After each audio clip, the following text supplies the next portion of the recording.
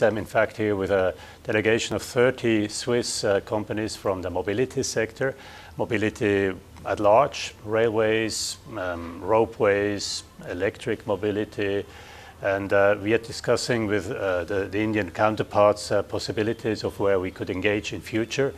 As you know, the trade agreement between EFTA and India has been in force now since 1st of October this year. So 2 weeks later, we come here with a delegation of so many stellar Swiss companies. I'm very happy for that. And we talked this morning, for instance, with the Indian Railway Board, and I had very interesting exchange on knowing also more about India's plans to develop the railway sector further, and it's already a huge sector, and then lots is needed. And mainly in the railway sector, I think we can offer lots of support also from the Swiss side. We are a railway country, India is a railway country, so we have a lot of things in common there. We have also one of the companies in my delegation is specialized in tunneling, and we are also discussing that with, for instance, this morning with the Indian Railway Board.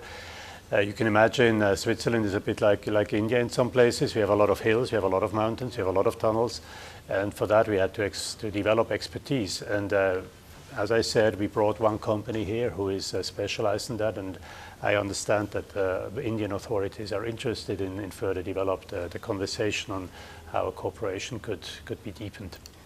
Maybe more on the topics we were looking into. I mean, I understand that India's railway sector is growing and growing and growing, and has to become faster as well, and more reliable and more secure.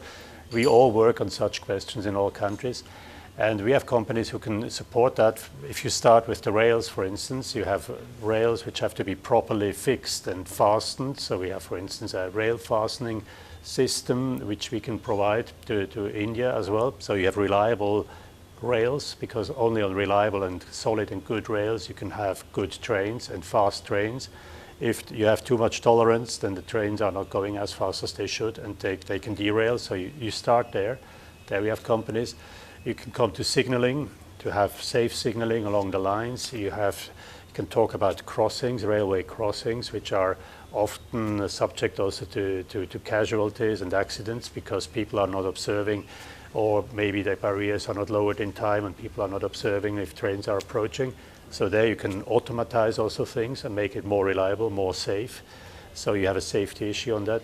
We can talk about monitoring of trains and how much they run on time or off time, and delays, etc. All these things, I mean, are worth to be looked into. We have in Switzerland a very good system on that.